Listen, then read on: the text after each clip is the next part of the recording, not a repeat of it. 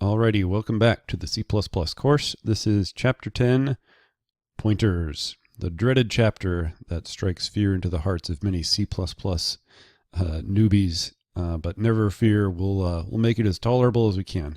I remember feeling that way too when I first encountered pointers in C++.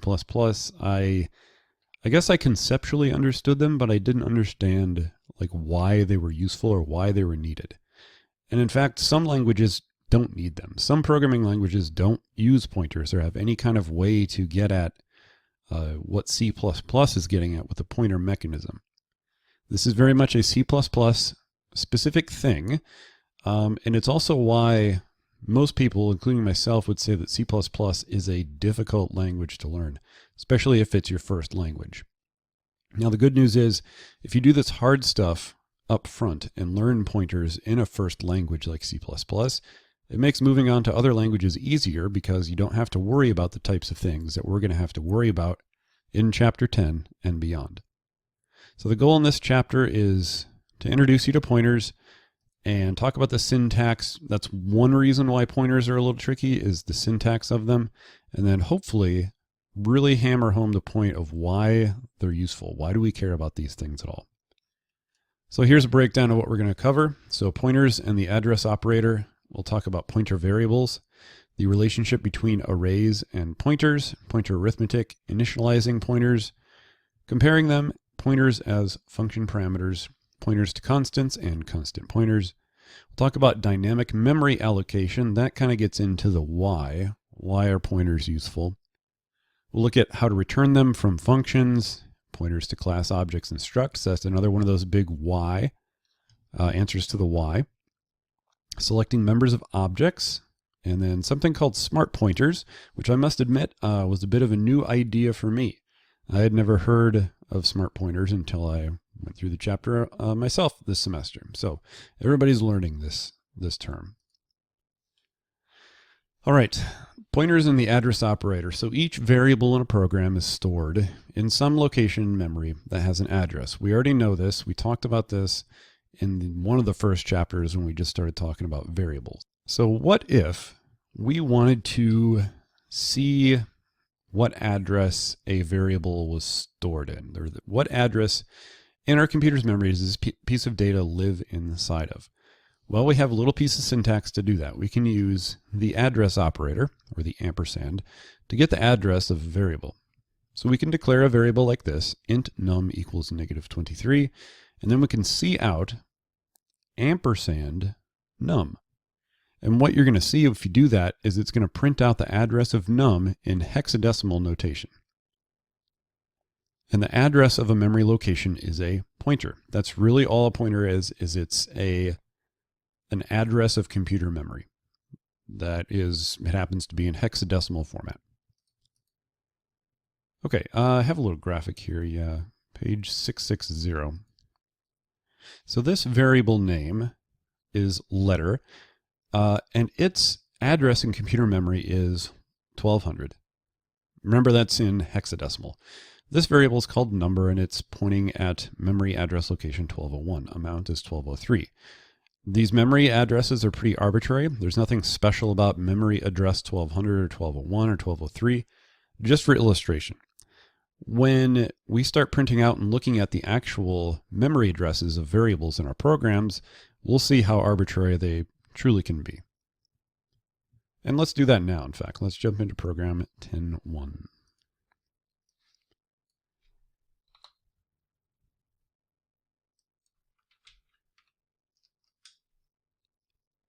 Okay, nothing special that we have to include to use pointers.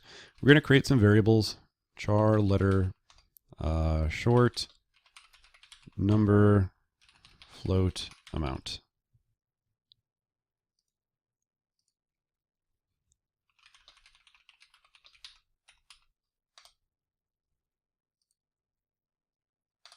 Create a double called profit and a char called ch.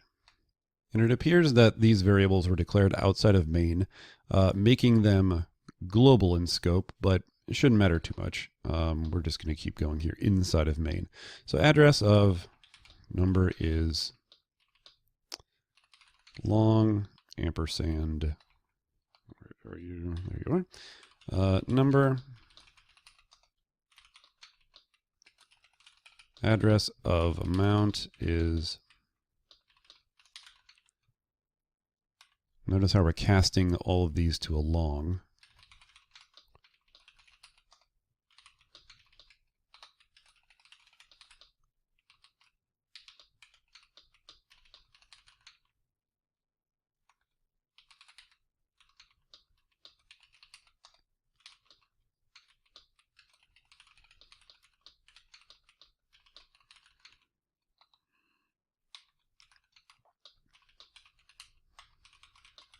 Okay.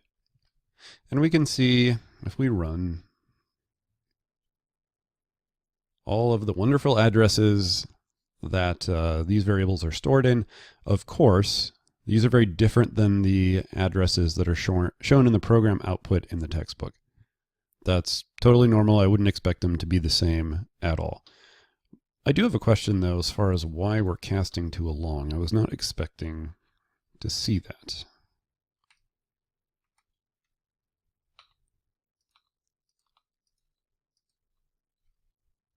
Let's see what happens if we remove that cast. Oh, okay. That makes sense. Sure. So because it's a hexadecimal address, remember as I was saying earlier, what that long cast is doing is taking the hex address and converting it into something that makes, well, a little bit more human readable sense. Some of these make sense. You can see that these are hexadecimal values that we can read. These other ones, not so much. So the long cast is just making it a little more printable, I guess. Okay, moving along, pointer variables. So pointer variables, also known as a pointer, is a variable that holds an address. So you could think of this as like the data type. So a pointer is a data type. And usually when you talk about pointer variables, you say a pointer to an int, a pointer to a char, a pointer to a this or that. And they provide an alternate way to access memory locations. Here's how you create a pointer, and we use the asterisk. Yes, this is somewhat annoying because the asterisk in C++ has three really uses. Of course, multiplication, it's used to define or declare a pointer, and it's also used in pointers to do something else, which is called dereferencing the pointer, which we will talk about later.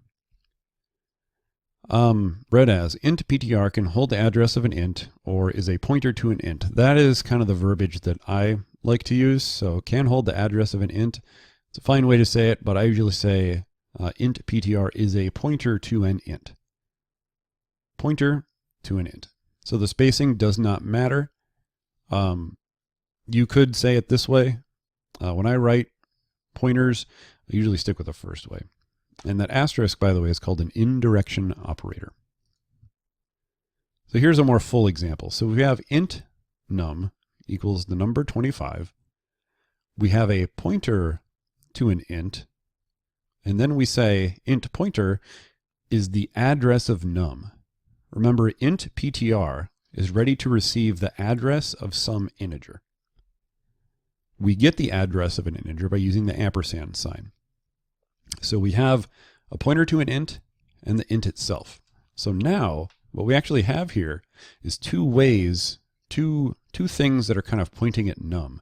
We have the int ptr, which is pointing at num, and then num itself, which is storing the actual value. So we can access num using int ptr and the indirection operator. So if we print int ptr, because it is a pointer to an int, we get the address. But if we have an int pointer, we can use the asterisk in a different way. So this is different than how we used the asterisk up here when we were declaring a pointer to an int. Down here, we've already declared it. Now what we're doing is saying, take int ptr, dereference it, and give me what's stored there. I oftentimes use the word dereference operator instead of indirection operator. Both are perfectly acceptable. Again, what we're doing here is taking the pointer to an int, adding the dereference to it, and getting the value that's stored there. We can also use this with assignment. So we can say int ptr, which is a pointer to an int, dereference it, and shove 20 inside of it. Okay. Let's look at 662.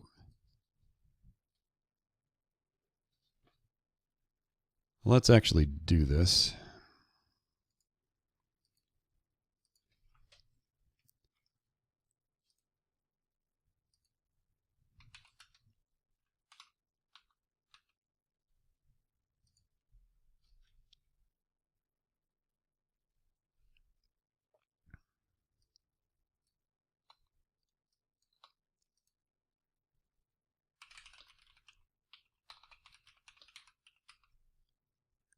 Okay.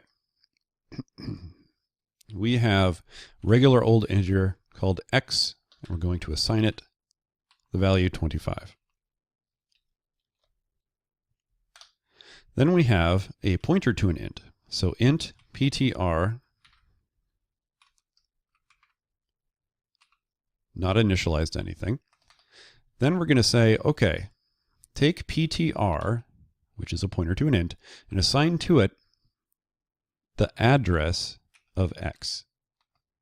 So now we can see out the value in x is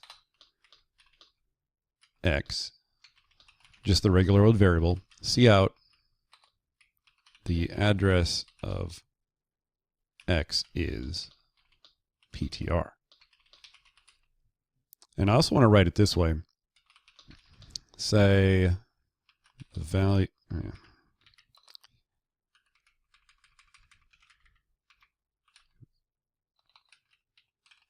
of x another way is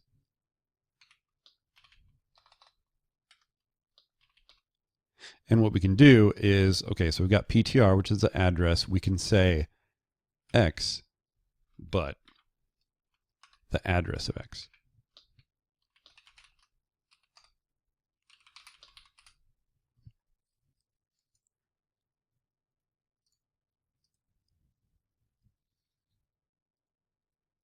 Okay, so the value in x is the number 25. The address of x is whatever ptr is.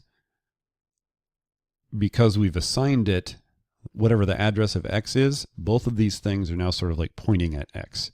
That's why the address of x is the same as ptr. Good graphic over here.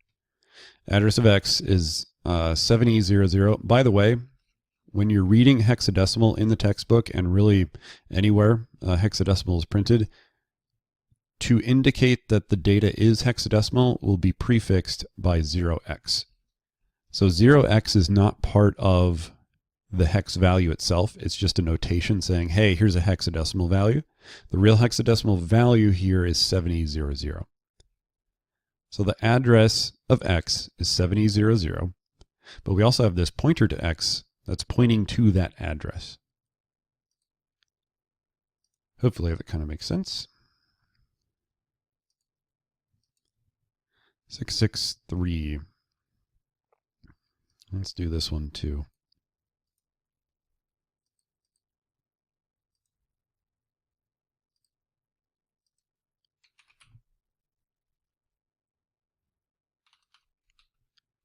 This is 3.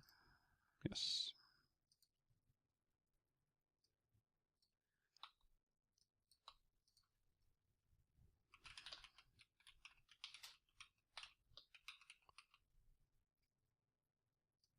A little more practice with this. My guess is that this is new material, new content to most, if not all of you. So getting the extra practice here is not going to hurt a thing. So we'll create an int x, regular old int, assign it the value 25. We'll create a pointer to an int. We'll say ptr equals whatever the address of x is. And yeah, so we just did that. We can, yeah, let's just do it again. So see out print, or here is the value in x.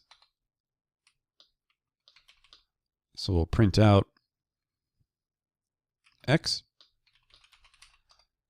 and then we'll see out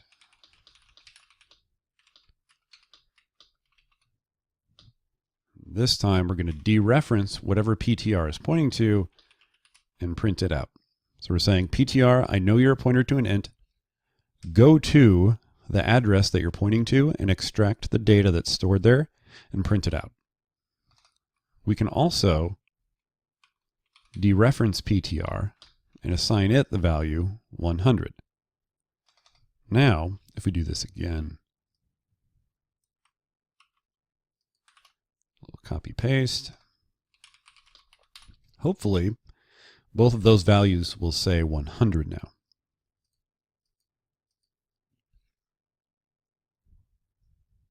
Indeed they do. So 25, 25, 100, 100.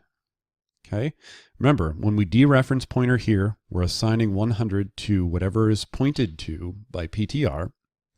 So now X contains that value as well. Because remember, PTR is pointing to the address that X is stored at. And now they're both going to say 100. Alrighty, let's check out 10-4. A little more practice with our pointer syntax.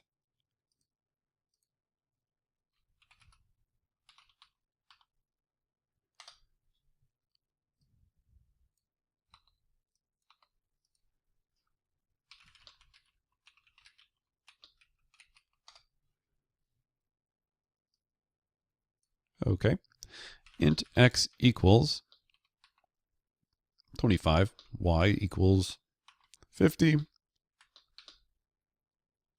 z equals 75. We'll create a pointer to an int called PTR. We'll see out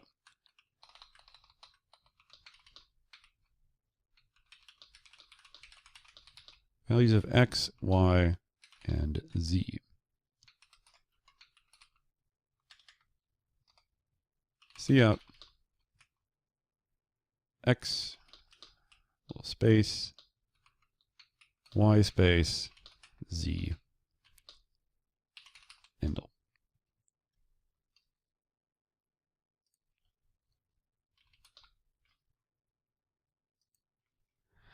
Okay, we're going to use some pointer syntax and manipulate the values stored in x, y, and z.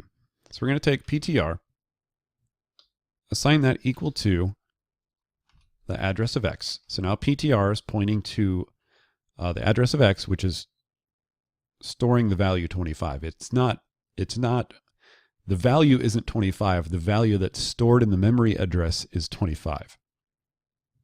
Okay, we're going to dereference PTR and multiply it by 2. So what this is doing is saying whatever PTR is pointing to, which in this case is x, take that value, multiply it by 2, and assign it back to it.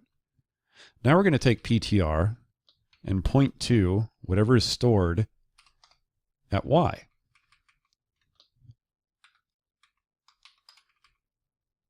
PTR is the address of y. Now we can dereference it equals, we'll do times equals 2. See why the asterisk is such a confusing piece of syntax? Now we'll take PTR and assign it the address of z. We'll dereference PTR, times equals 2, just like the other one. So if you see what we're doing here, we're basically taking this one pointer to an int that we have up here, and we're pointing it at different things. We're pointing it at the x address, at the y address, and the z address, and while we're there, while we're pointing to those things, we're doing math on them. So now I can just do my copy paste and make sure that I'm actually modifying that data.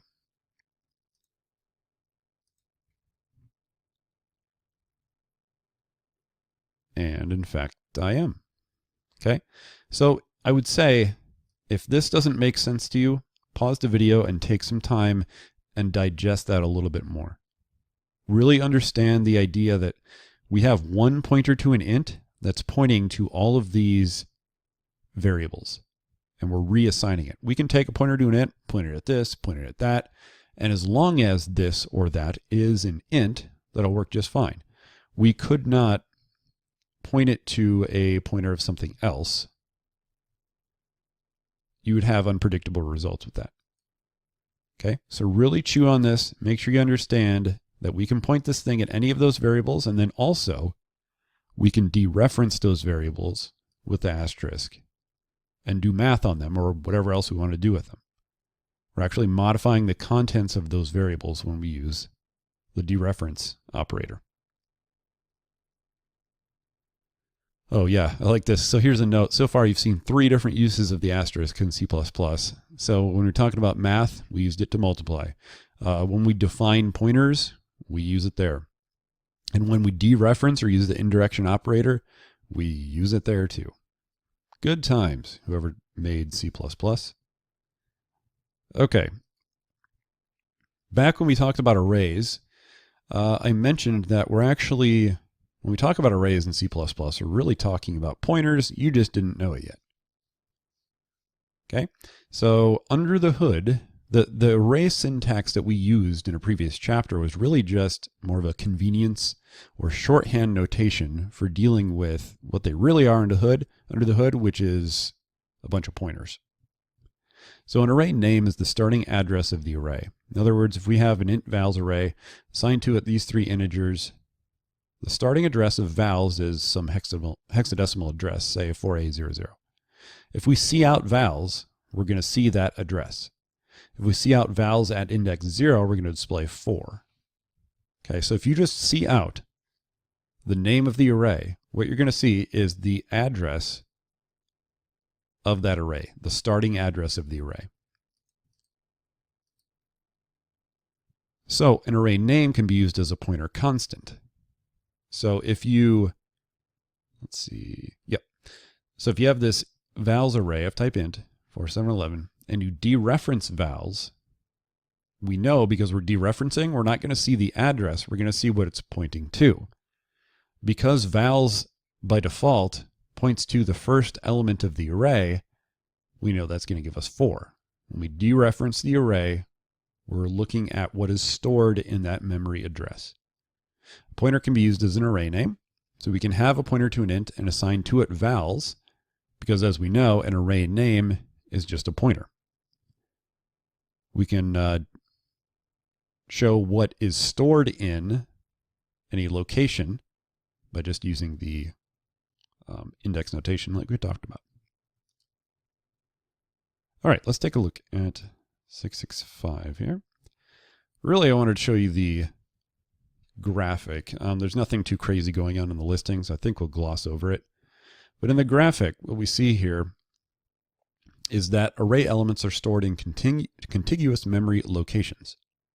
So this is our numbers array, and we have a pointer. It's pointing to the first element of the array. Now I'll give you a little preview, a hint of where we're going with this. What would happen if I took that address and added 1 to it? You can do math on pointers. If you add 1 to the numbers pointer, it's going to point to the next thing. And adding another one points to the next thing. And that's where we'll pick up on the next slide, pointers in expressions. Pointers and expressions. So we're going to see how we can start to do math on actual pointers themselves. We're used to doing all sorts of math on regular old data types, but we can add, subtract, multiply, and I think divide on the addresses of these variables too. So given the array vals, which contains 4711, we can create a pointer to that array. So we're declaring a pointer to an int, assigning it equal to the vals array, which we know from previous slides, whenever we assign something to an array directly, that is actually the address of the first element in that array. So we can ask ourselves, what is the value of this pointer, val ptr plus 1? Well, the answer is it takes the address in val ptr and adds 1 times the size of an int. Now that's done behind the scenes, and it's times the size of an int because that's the type of pointer we've declared. If we had declared a float pointer or any other arbitrary object, that 1 would be multiplied by the size of that object. And that's what tells the computer how far forward to move in these sort of banks of memory that they have inside of them. So it's not moving just one slot over in the computer's memory. It's moving one slot times whatever the size of an int is in your particular scenario. And so if we see out valptr plus 1, so valptr plus 1 is actually the second item in the array. If we dereference the second item in the array, we get 7. If we add 2 to valptr and dereference it, we get the final element, 11. And notice how we have to use the parens in this expression. It's important that we add, in this case, add 1 and add 2 to the pointer before we dereference it. If we left out the parens and we dereferenced valptr, we would get what's stored there, and then we would be adding 1 to it, adding 2 to it. So array access, then, here's where we see kind of how it all ties together with our chapter on arrays. The array name combined with square brackets can be used to access elements in an array, and we've seen that plenty of times. In our vals array, we provide the index 2, and we get the final element in the array, 17. We can use a pointer to the array and square brackets. So here we have valptr, which is pointing to the vals array. We can subscript that, give it an index. It'll provide the same value because in this case, it's the same index. We can also access it by using parens in the notation we just saw in the last slide. So we have the vals array pointer, add 2 to it, then we dereference it, we get the last element in the array. Valptr, remember, also points to vals. We can add 2 to it, dereference it, and we get 17. So all this to say, when we went through our arrays chapter, when we used bracket notation to access array elements, we were really doing pointer arithmetic. Behind the scenes, the computer is doing this. It's adding 2 based on the subscript that we provide, dereferencing the array at that location, and providing us the value. I know which notation I would prefer when I'm using arrays. I prefer the shorthand to square bracket notation, but you can certainly use pointer notation to get at it. And yeah, here's a slide that compares the two. So vals at index I is the same thing to vals plus I dereferenced. So we're taking the vals array pointer, adding some arbitrary number to it, dereferencing it to get our value. Important point, no bounds checking is performed on array access. This applies to using a pointer for access as well as the name of the subscript. So we know that this array is 3 elements long, so 2 is the final index that we can use in all cases. In bracket notation or pointer notation, if we provided a 3 there, what that slide is telling us is we're not going to be warned or anything. The compiler may warn us, or I should say the IDE may warn us, but there's nothing that's going to prevent us from doing that. We could go well outside the bounds of that array. Let's check out a hands-on. Sure, we can do this guy.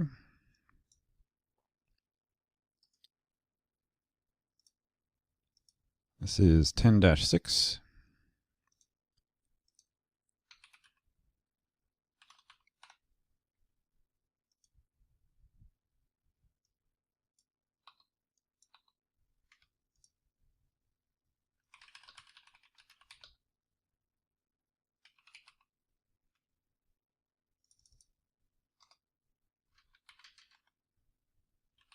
We have a const int called size assigned to the value of 5. We have an int array called numbers declared to be the size of our constant, 5. You can see out enter size numbers 4 int count equals 0. Count is less than size. Count plus plus. We're going to see in to pointer notation here. We could use array and bracket notation, but we're going to use dereference the numbers array plus the value of our counter, count. Okay, remember that's the same as this, just for emphasis, cin to numbers at index I. Same thing. Just getting you used to both notations. Similarly, we can then, now that we have all that data,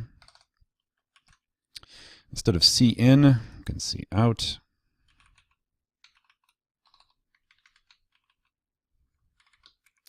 We still dereference and add to the pointer, and we might as well add a space there. Endl return 0.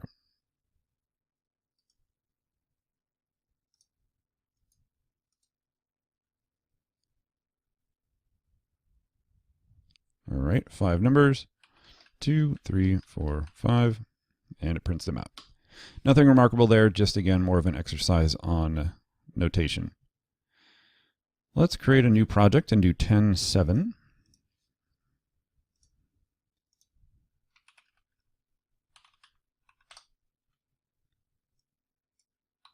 As long as we're here, we might as well do it.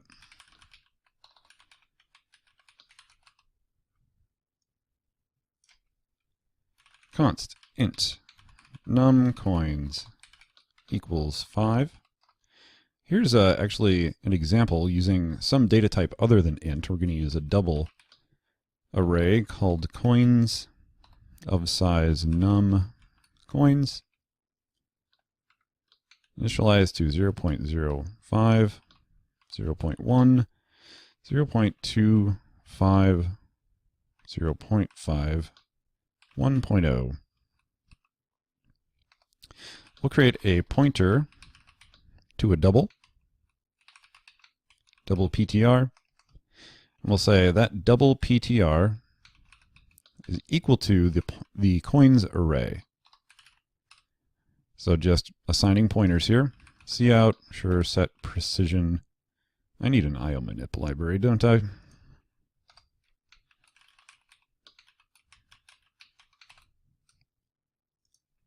Set precision 2. Cout. Here are the values. For int count equals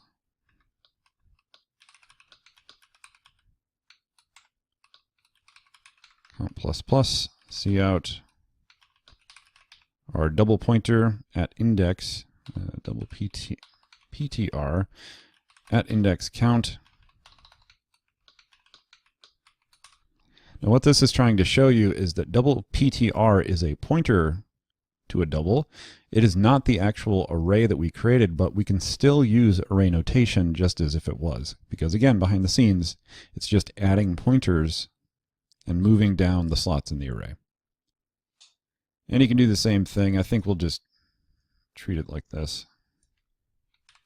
There's a little shortcut for you. If you highlight a line of code, in Visual Studio, hit the open curly bracket key. It will automatically surround the line that you've selected with opening and closing curlies, and it can be more than one line too. So just to show you, we'll just do it this way. Cout pointer to, or dereference, sorry, coins plus count. Same thing. Let's see what's going on in 10.8 here. So we've got our double array of size num coins. A little bit redundant because we've filled the array as we've declared it. So, we're saying it's size 5, but we're also just providing 5 elements. We're declaring a pointer to a double, setting the precision, and here we're using the address of each element in the array. So we're going to take our double pointer, assign it equal to the address of the coins array at index count, dereferencing it, and printing it out. Same thing. Remember, we're still working with like memory addresses, so that ampersand symbol is totally valid in the context of pointers too. Remember, a pointer is just a memory address. So we can take the address of the coins array, assign it equal to the double PTR pointer to double, and treat it just the same. All right, I think that knocked out those guys. So pointer arithmetic. Some arithmetic operators can be used with pointers. So we can use plus plus, minus minus. We can add or subtract from pointers using plus minus, plus equals, and minus equals. One pointer can be subtracted for another by using the subtraction operator. I wonder if you can, let's just do a quick Google search. Can you C++? I mentioned this earlier. I'm not sure if it's actually true, so we should fact check. C++, can you multiply pointers? Yeah, multiplying what's pointed to by pointers. Pointer arithmetic. So far, increment, decrement, which we've talked about, adding, subtracting, comparing, checking for null. I see nothing about multiplying or dividing them. Scratch what I just said. Not that there's really any kind of huge reason to use it, but that was fake news. All right, assume the variable definitions int vals array equals these three values. We're creating that pointer to an int called val ptr, assigning it equal to the address of the first element in the vals array. And we can say val ptr plus plus and minus minus to sort of move that pointer down and back in the array. Think of it as like your array is just a bunch of sequential blocks of memory, and this pointer is the thing that sits below it. And when you add and subtract to it, you're just moving that pointer up if you're adding and down if you're subtracting the array.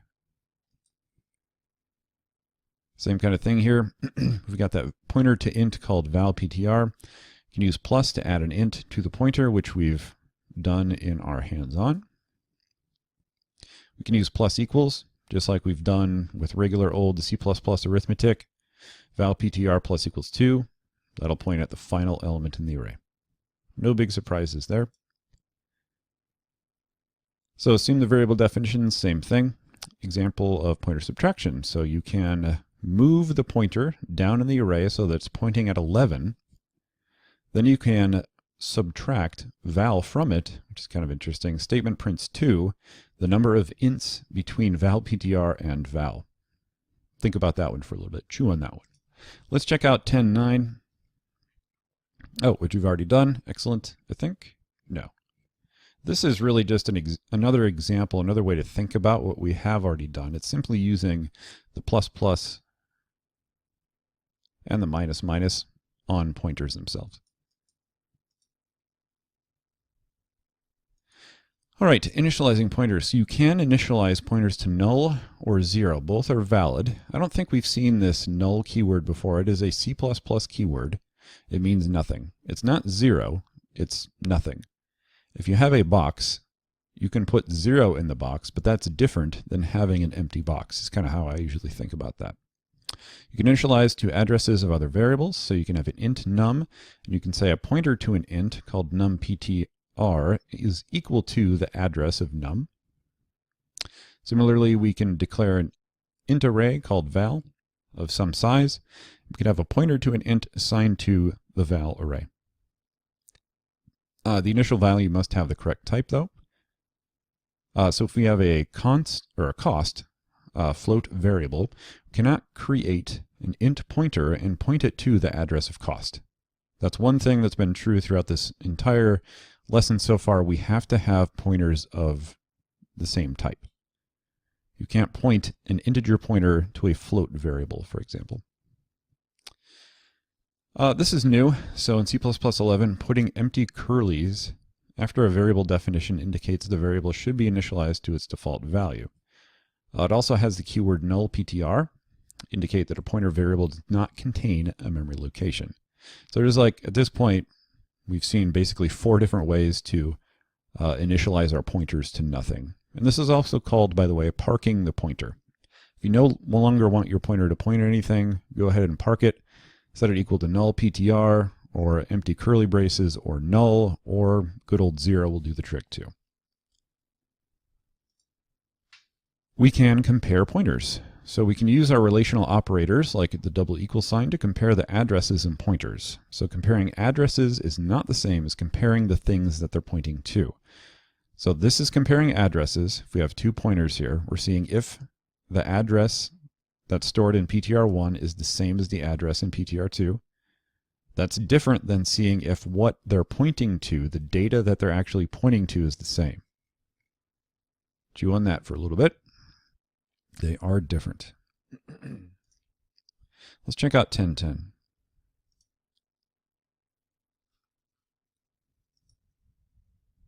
Six, 7, 4.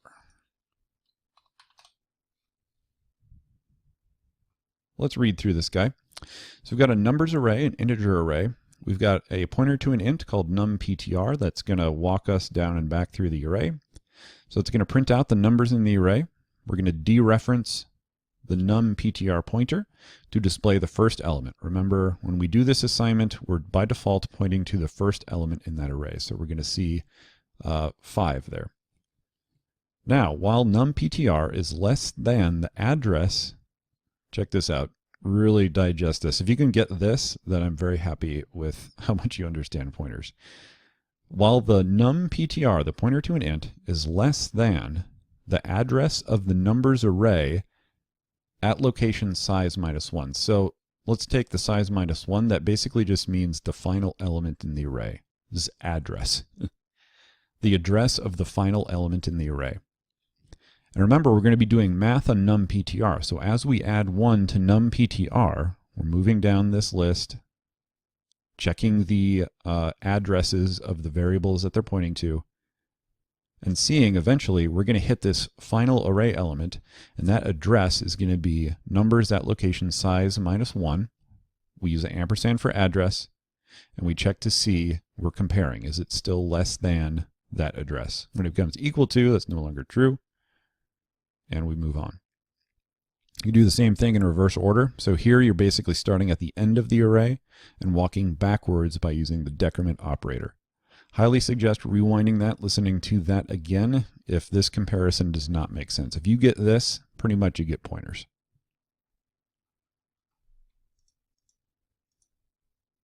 Okay, pointers is function parameters. So a pointer can be a parameter, just like anything else, like arrays, like complex objects. We can pass pointers into functions as parameters.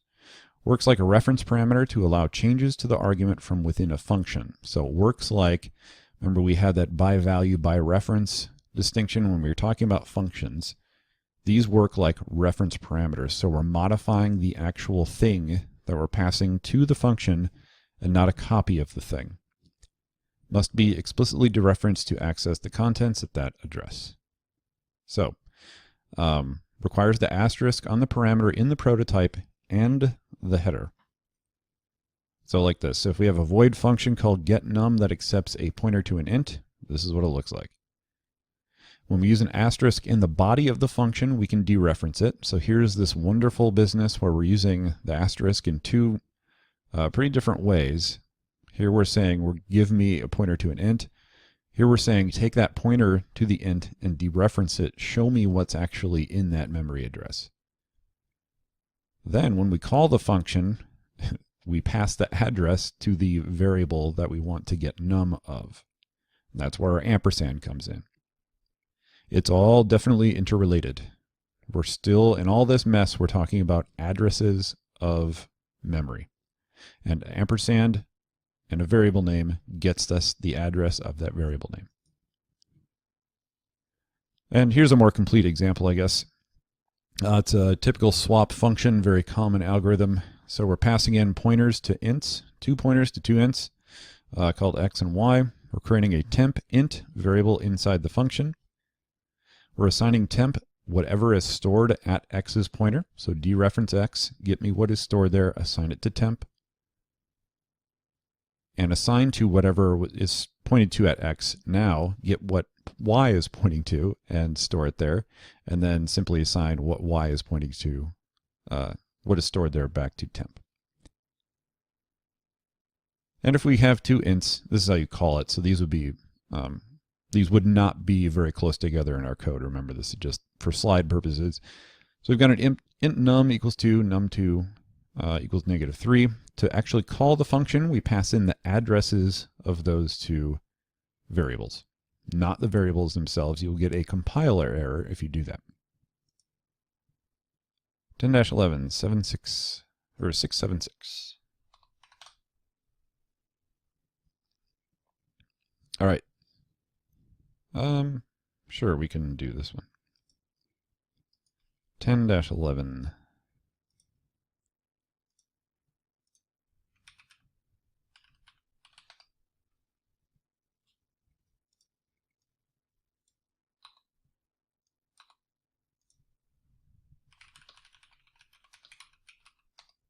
Okay, we'll begin with our function prototypes. Void get number accepts a pointer to an int. Void double value accepts a pointer to an int. Before we call these functions, let's implement them. Here's what the function header looks like. Void get number accepts a pointer to an int called input. Remember, in our prototypes, we do not need to give the name of the parameter. Down here in our function signature, we do need to provide a name for that input parameter. Cout, enter an int. Cin, dereference input. So store in input's address some value that's received from Cin. All right, void double value. Give me an int pointer called val. Take what is stored at val, dereference it, multiply it, and assign it back. So here's a really good example of, again, that asterisk business. We're saying give me a pointer to an int, dereference what's stored there, and multiply it by 2 and store it back inside of it. So double value meaning take it and double it, multiply it by 2. So 3 examples of the asterisk. Then back in our int main, to call these guys, we can do int number, get number, passing in the address of number, double value, passing in the address of number. And then we can display it if you want to. Cout number equals. Very good. Cool. So that's how to pass things around, pass pointers to functions. Passing an array via pointer parameters. So a pointer parameter receives an address when a function is called. The address could be for a single variable, or it could be the address of the first element of an array. And you can use either subscript or pointer arithmetic to access the elements in the array. Let's see what that looks like on 6, 7, 8. Yes, 10, 12. All right, let's read through this guy. So 2 function prototypes here, get sales and total sales. Get sales accepts a pointer to a double and an int for the size. Both do, for that matter. One returns a double, one does not return anything. Get sales. So it accepts a pointer to a double called array and int size. There's really nothing here telling, other than the parameter name, I should say, there's nothing here telling us that what's coming in is an array. We just kind of have to know that either from the parameter name or from the context in which this function is called. Like there's nothing special, there's no array syntax here. There's an array name, but that is arbitrary. We could have named that anything. And usually people call it A. Very creative. And so what we can do is say int count equals 0, count less than size, count plus plus, and then when we want to cin to these, we can use array notation, square brackets, so array at location count, and we're seeing into that. For total sales, similar idea. We have a double sum equals to 0. We're looping through it. Here we're saying sum plus equals whatever is stored at that array, and then array plus plus. So here we're using pointer syntax, or pointer arithmetic, to move our way down the array. All right, pointers to constants, constant pointers. These are pretty relevant. They help us with context and understanding what like a function is going to do to a pointer when it accepts one. So a pointer to a constant, you cannot change the value that it is pointed at. It is locked. A constant pointer means the address in the pointer can't be changed. So if you have a pointer to a constant, you can't change the value. In other words, you can dereference it, but you cannot assign anything else to it. You can't modify it. It's immutable. A constant pointer, though, means the address cannot be changed.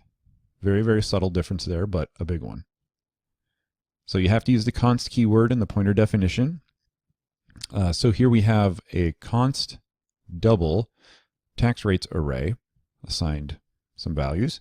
We can also have a pointer to a double, which is const. Both of these guarantee that those pointers will not change.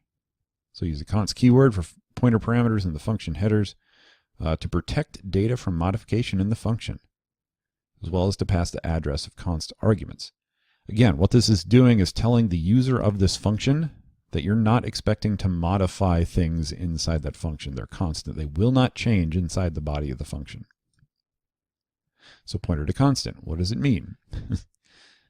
So const double, a pointer to a double, that's a constant, I should say, called rates. So const double is what rates points to, and the asterisk indicates that it is a pointer. Here's one way to read it. Rates is a pointer to a constant that is a double. Lots of words for these three little words here, these little keywords. It's a constant pointer to a double called rates is probably how I would rewrite that, but to each their own. Constant pointer is a pointer whose data cannot change. So again, use the const keyword next to the variable names. So here you have int class size equals 24. We have a pointer to an int that's a const called class pointer equal to the address of class size. Must be initialized when defined. No initialization needed if used as a function parameter. While the address cannot change, the data may change. So again, this is one of those things where if you get this, if you understand the difference between these two ideas, you're doing pretty well. An example, so a const indicates the PTR is a constant pointer. So a constant pointer to an int called PTR. Read PTR as a constant pointer to an int. Pointer will not change. A constant pointer to a constant. So you can combine them so that both things can't change. You can't change what the thing is pointing to or the address where it is stored. And it looks like this. I think we'll gloss over hands-on 1013. You can check that on your own for examples on constant pointers. Now, dynamic memory allocation. This is good stuff. So this gets into kind of why does this matter? You could say, and I made this example back when we were talking about passing values to functions via reference. If you're writing a video game, for example, in C++, and you need some function that operates on player objects, or let's go even bigger, you need a function that does something to your entire world. So you have this gigantic world object that represents everything inside of your game world. All the geometry, all the entities, all the particles and things flying around, and all the data, player attributes, enemies and enemy attributes. It's a huge, huge object that you're passing down to this function. Pointers and references allow us to pass that world object to the function directly and not have to make this huge copy of it. If you were to pass it by value, you'd be making a copy of that massive world object, passing it to the function, and then not even changing it inside of the function. So passing things to functions by reference is more efficient. You don't have to duplicate potentially massive objects in your programs. Here's another example of why this stuff is useful. So dynamic memory allocation. Again, if you get this, go you. I'm very happy for you. So you can allocate storage for a variable while a program is running. So use the new operator to allocate memory. So if we have a pointer to a double called dptr, at runtime, you can say dptr equals a new keyword, double. And that new keyword returns the address of a memory location. And the data type of the variable is indicated after new. So again, this is allocated at runtime, not compile time. If we didn't use new here, when we compiled our app is when that memory would be allocated. Here we're doing it when the app is actually running and when we need it. That's the difference between dynamic and static. Dynamic meaning as the program's running and as it's needed. Static meaning it's just done once at compile time and that's it. So you can use new, and this is the powerful piece here. You can use new to allocate an array like this at runtime. And the program may terminate if there's not enough memory. So array PTR equals new array double of size 25. So then you can use the bracket notation to access the array. Why is this cool? Because you could dynamically, as needed, for example, in your midterm projects, you could create an inventory array, and you could dynamically allocate the memory for that inventory array as it's needed at runtime. Here's an example. So we have two pointers to ints count and array PTR. We have count equal to some new int. Remember, think address. Whenever you see the new keyword, think I'm getting an address of an int. How many students? So we're going to cin to dereferenced count. Array PTR is equal to new int, bracket notation, dereferenced count. So that's really kind of remarkable if you think about it. In the past, we have needed to provide the array size statically. If you look close, read between the lines here, you can see that this is actually, what we're doing here is we're getting the array size from the user, basically. We couldn't have done that before. We're dynamically allocating a new array of size, whatever the user entered, into this cin. That's pretty cool. And then we're just looping through it using array syntax. This is familiar, but really chew on that. Like, we weren't able to do this before. We had to statically size our arrays when we compiled the project. And then we can release it. So once we've allocated it with new, we can delete it. We need to use the delete keyword to free it. So we delete count, use delete square bracket to free dynamic array memory, and only use delete with dynamic memory. So only when you're using the new keyword should you use the delete keyword. Rule of thumb is that for every new keyword you use, you should have a corresponding delete keyword somewhere else in your code. This is similar to our destructors, by the way. When we're talking about object orientation, we used destructors to free up memory when the object was no longer needed. All right, so with all this great power comes great responsibility. This is the caveat of having this wonderful direct memory access in C++. Dangling pointers, memory leaks. So a pointer is dangling if it contains the address of memory that has been freed by call to delete. Yeah. So if you've deleted something, but that something still has an address in it, that's a problem.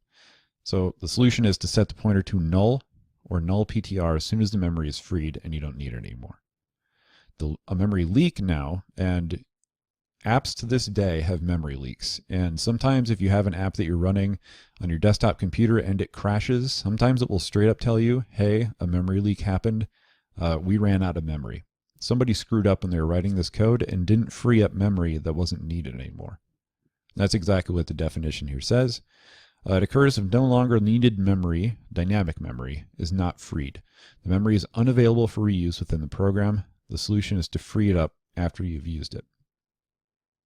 So if you've declared stuff with the new keyword and you haven't used a corresponding delete keyword, the memory is still around and not needed anymore. Let's look at hands-on 687.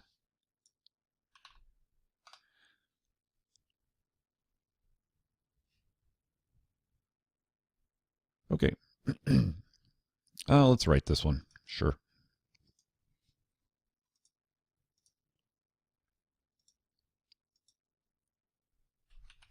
EX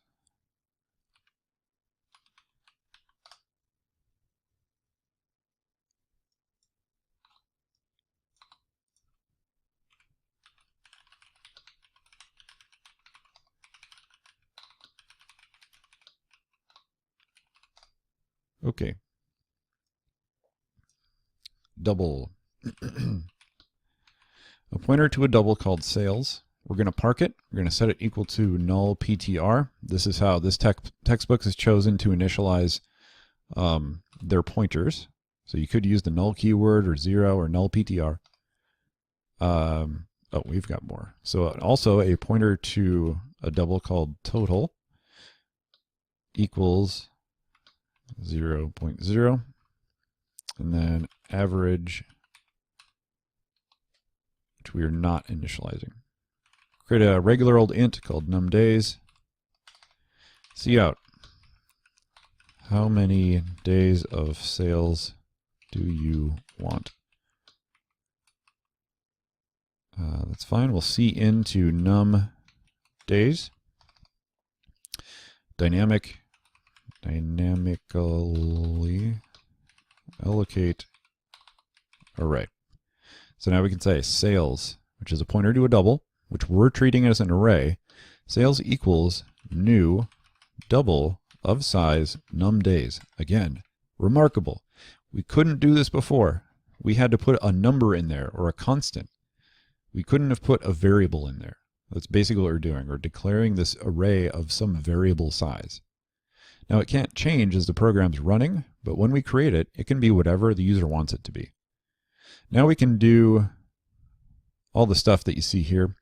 All this is doing is saying, okay, print out which day I want to enter data for, enter the data, do some calculations.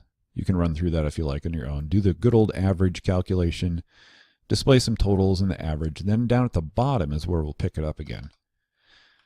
To free it, we can say delete. And remember, because this is an array, we're going to use square brackets sales. We're freeing up that memory, and then we're going to park it. Sales equals null PTR, because we're not using it anymore. It's not enough to simply delete it.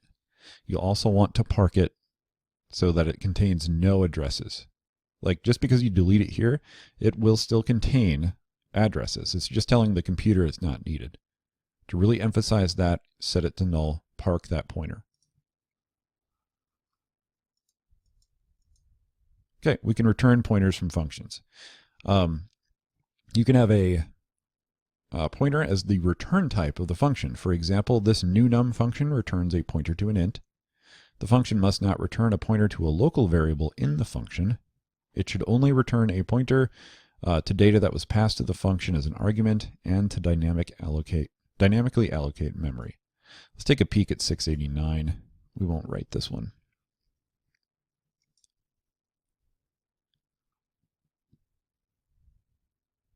Okay, here's a program that's using rand and srand, so we need to include cstdlib, and then we're using the current time to seed the random number, so we include ctime. Here's a function called getRandomNumbers, which is going to return a pointer to an int, and it also accepts an int as a parameter. Here's a pointer to an int, parking it to the null PTR, calling the function. Let's see what it actually does. So here in the function, we're declaring a pointer to an int, parking it. If the size that is passed in as a parameter is less than or equal to 0, return a null pointer. That's basically invalid input. Otherwise, we're going to declare dynamically a new pointer to an int array, dynamically allocating the array of size, whatever is passed down in here. Up here, when we call the function, we're just hard coding basically 5, but we could do that via cin if we wanted to as well. Then we're going to seed the random number, a good review of how to seed a random number, call to srand, passing in a call to time with a parameter of 0. We're just going to populate our array with random numbers. Oh, the key thing in there, of course, was this call to rand. After we've seeded the array, we can call rand to get random data to fill up the array. And finally, we return the pointer to that array. If I back up here to where it's called getRandomNumbers, passing in a value of 5, is returning a pointer to an int called numbers. And now, since it's a pointer to an int, we can use, and we know that it's an array, we can use array notation with square brackets to access elements of that array. Finally, down here, we delete it using square bracket and park the pointer. More on memory leaks. So to avoid memory leaks, here's basically the rule that I just said. Generally speaking, if you're using new, you should have a delete.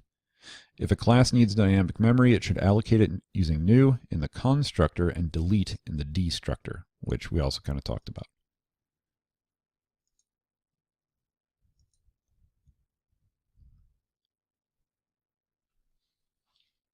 All right, let's take a look at this guy since it's more object-oriented in nature.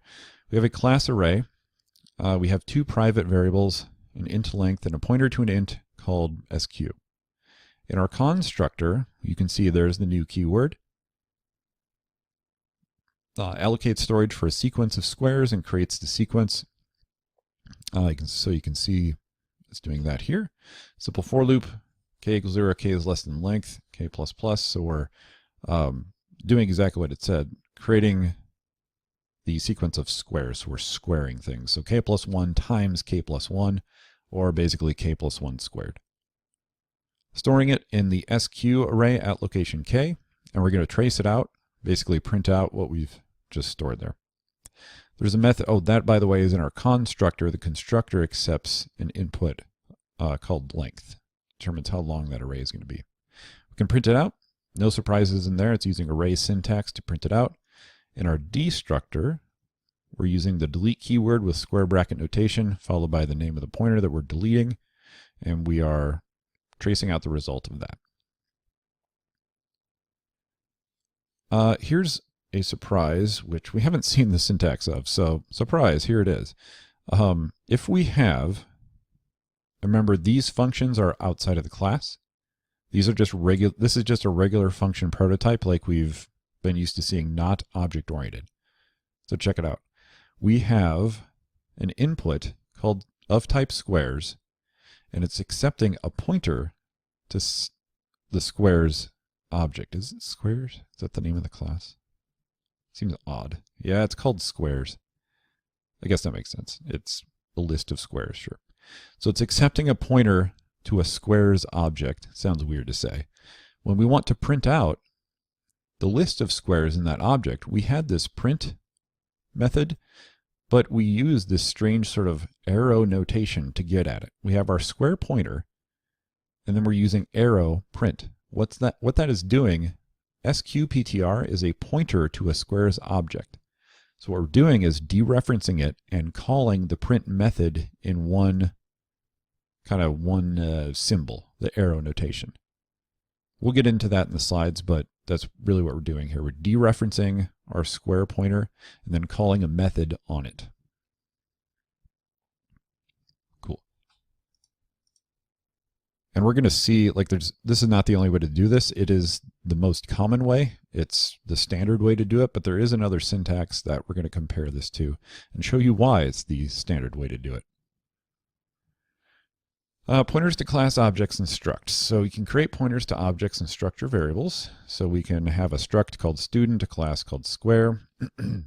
We can create a student called stu1. We can also create a pointer to a student called stuptr, assign it the address of stu1. We can create a square array called sq1 of size 4. We can create a pointer to that square array, like using this syntax, and then assigning it the value of the address of sq1 at index 0. And we need to use parens when using the asterisk and dot operator. So check this out. This is, hint, hint, why that arrow notation is useful.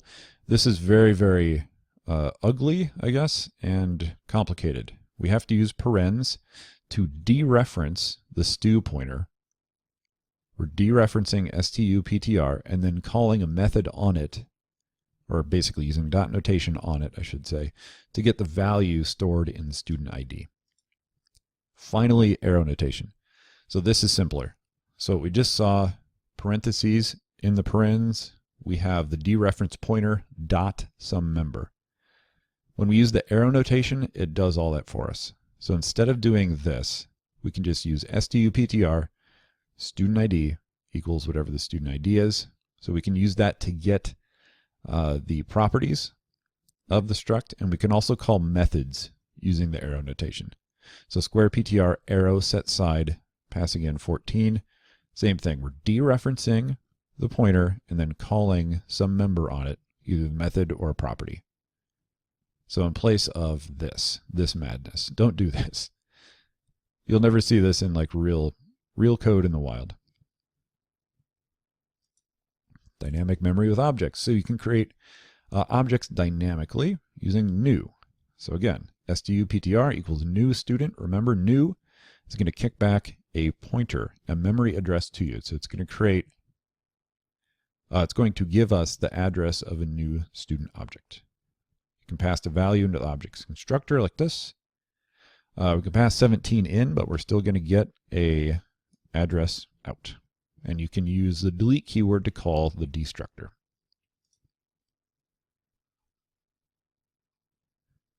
So pointers to structs can be passed as parameters. Such pointers provide a pass by reference parameter mechanism. So that's exactly what we would expect. Pointers must be dereferenced in the function to access member fields.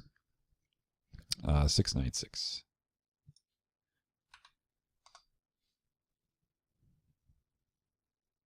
Lots of good syntax here. Let me see.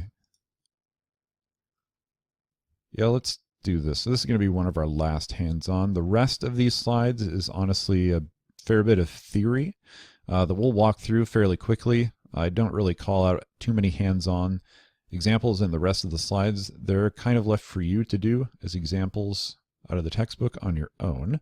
But we will do this one and one or two others.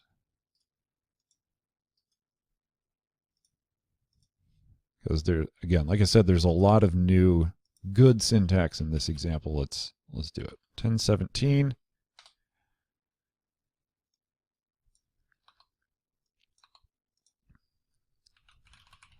Include string.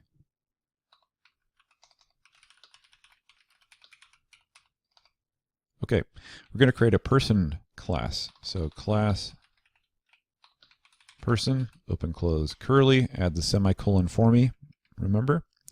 Private section, private string name, and int age. Those are private data members. Public section. We have our constructor passing in a string called name1 and an int called age1. We're just going to do some simple assignment. Our private data member age is going to be equal to whatever we pass in for the name1 into our constructor, and the private age data member is going to be assigned what is passed in to the constructor for the age1 parameter. Very good. We're going to have some getters here. So int get age simply returns age, the private data member. We're going to have a getter for the name, so string get name, return the private data member name. Sounds good to me. Let's create a structure. So a struct called rectangle. It's going to have an int width and height. Now we get to use our new arrow syntax on these guys. So int main, so we're going to create a pointer to a rectangle called prect equals the null PTR.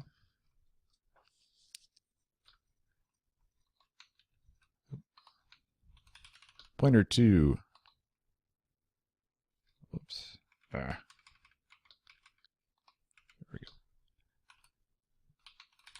Person pointer equals the null PTR. So we're going to create a rectangle called rect. These are local objects accessed through a pointer, as you can see in the comment.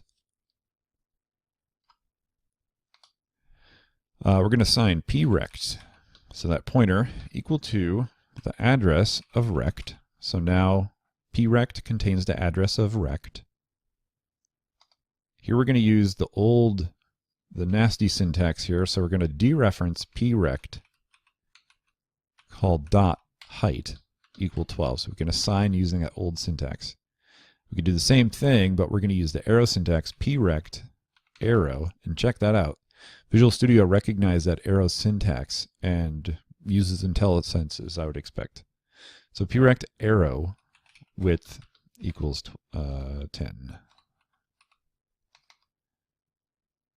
Then we can see out just to get some more practice with it. So area of first rectangle is prect arrow width times prect arrow height. And you can see there, you can do the same thing just to get some more practice. If this is the first time you've seen this, I would highly recommend pausing the video here, finishing this example, and checking out that arrow syntax, probably new to most of you. Again, if you understand what this arrow syntax is really saying, and that it really means this under the hood, I'll be very happy with you. You're making good progress. If you can understand that these two mean the same thing, good on you. Okay, we're using delete here to call the destructor, parking the pointer, printing out some more stuff by using arrow notation. Cool. Selecting members of objects. So if you have a struct or an object that contains a pointer as a member, there's also a pointer to the struct or object. So how do we access the pointer member via the structure or object pointer? What that means is in our struct itself, we have a string called course num, and we have a pointer to an int called grade. So we actually have a pointer inside of the struct. It can go like this. So grade list, and the struct is called grade list. So we have a grade list test1 and a test PTR that points to the address of test1. So we can access the grades in the pointer to the grades pointer in test1 with arrow notation. This is kind of some review of what we just saw in the example. You can dereference test PTR and then call arrow on grades. So accesses the value pointed at by test PTR grades. Same thing as this. This is almost like a double pointer. Okay. And then pointer to, let's see, dereference test1 and then dot grades. If we back up a minute here. Yeah, the grades is the pointer. You're getting what is pointed at by test PTR grades. So test PTR, so like focus on this first. What does that actually give me? Test PTR arrow grades is returning a pointer to an int. If I want to get the thing that is stored in that int, then I dereference it. That's where the outer asterisk comes in. Wrap your mind around that before you move on. All right, now wrapping up with some new C++ 11 stuff. Smart pointers. Again, not going to take you through really many examples with this. You can read through it, do the hands-ons if you like on your own.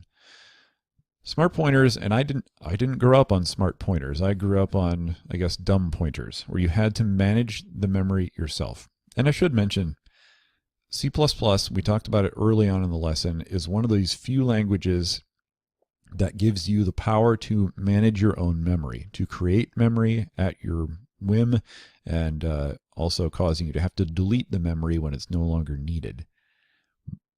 I don't know if I would say most, but many other languages don't require this. If you've done any Python programming, if you've done any C# programming or JavaScript or PHP, these other languages that you don't see pointers, you don't see the delete keyword or the new keyword. Yeah, you do see new, but probably not delete. These are called garbage collected languages. What this means is whenever you write a Java program, JavaScript, C#, whenever you write a program in these languages, behind the scenes, when the program is running, there's something called a garbage collector that's checking all the time to see if there's any unused memory that it can free up for you. It's like this algorithm that's always running in the background to see, hey, is this variable still being used? No? Okay, give it back to the computer's memory. Hey, is this still being used? Yeah, okay, leave it alone, don't touch it. It's always running, always checking behind the scenes. That's why you don't see the delete keyword or any of this dynamic memory stuff in other languages. Benefits to it?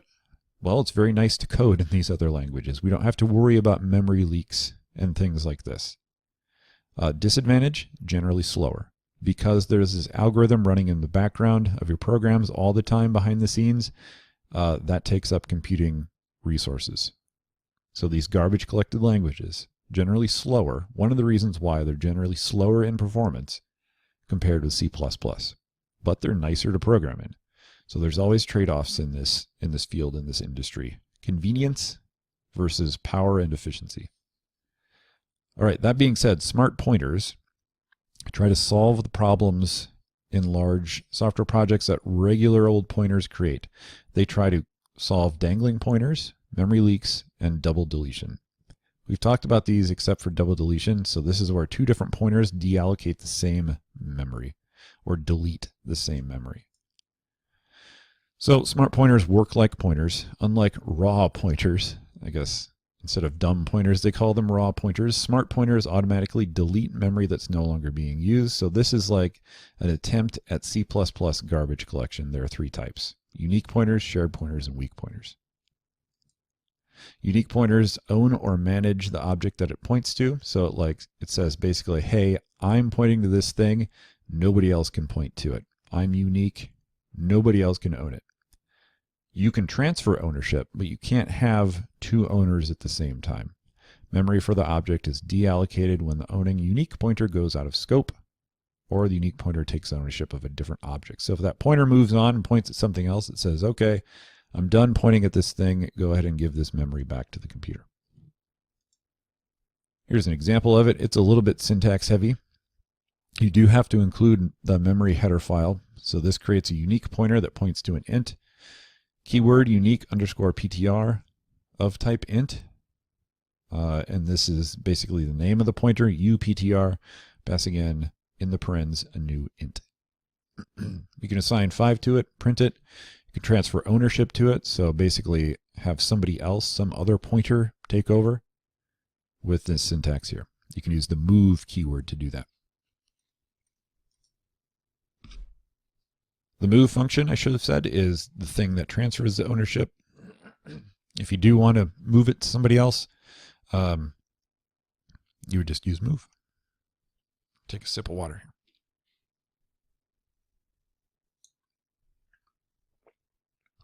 here.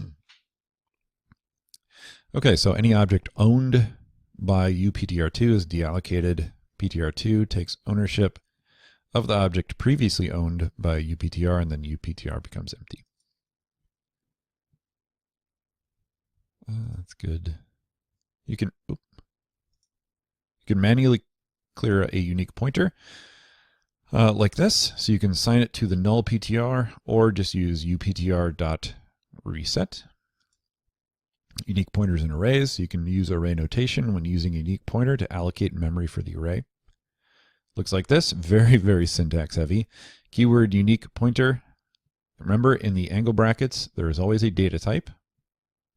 In this case, the data type is an int array. This is the name of the unique pointer. And then we're saying initialize it to a new array, a new int array of size 5.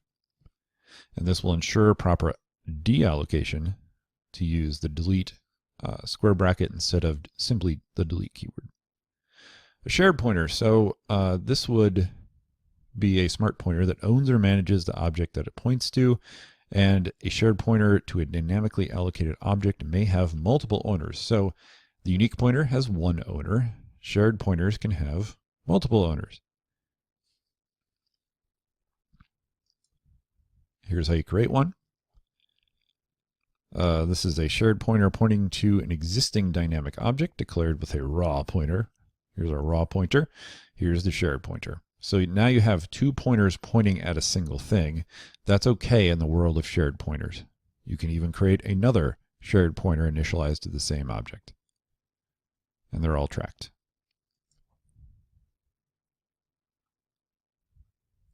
There is a hands-on you can check out on page 704.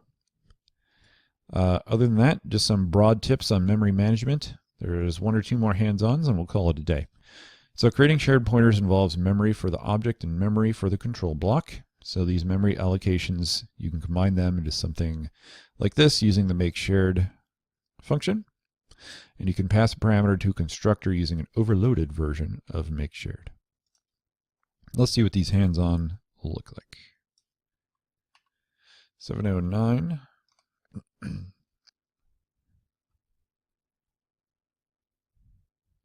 illustrates the use of the time function. Okay. That's fine, but we already know how to use time. Yeah, program prints today's date. Check this program out. It's like a mini calendar application. Not terribly long. So check these summary programs out at the end of the chapter. We'll wrap up there. We do have the assignment for chapter 10. Oops.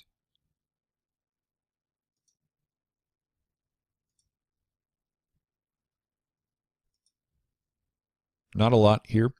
For what I would call them fairly simple exercises.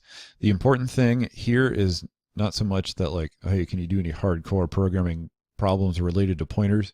Can you create pointers to pointers to pointers to functions to null pointers? I don't get that crazy with my examples and my assignments, as you've probably seen. What I care is that you get the basics of this and can you use them practically and effectively. From this point on, from here on out, we'll be assuming that you have at least a reasonable grasp on pointers, and we'll be using them pretty much in every chapter moving forward. So this is one of those lessons, as much as it may hurt, that you might want to go back and review any points that didn't make sense. Read through the textbook, of course, but this is the notorious piece of C++. It was when I started learning the language, and I hear horror stories of students who get to this point and then quit learning programming. They abandon ship altogether because, oh my gosh, pointers are just so confusing. And they can be, and they are, especially if you've come from other garbage collected languages. But don't let it scare you.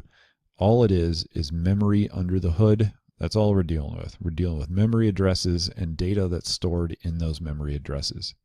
Pointers are so we can write efficient, fast, functional code at maybe some expense of clarity. So there's always benefits and drawbacks to this stuff. Hope you found this lesson doable, approachable, and yet somewhat challenging too. All right, take care. We'll see you next time.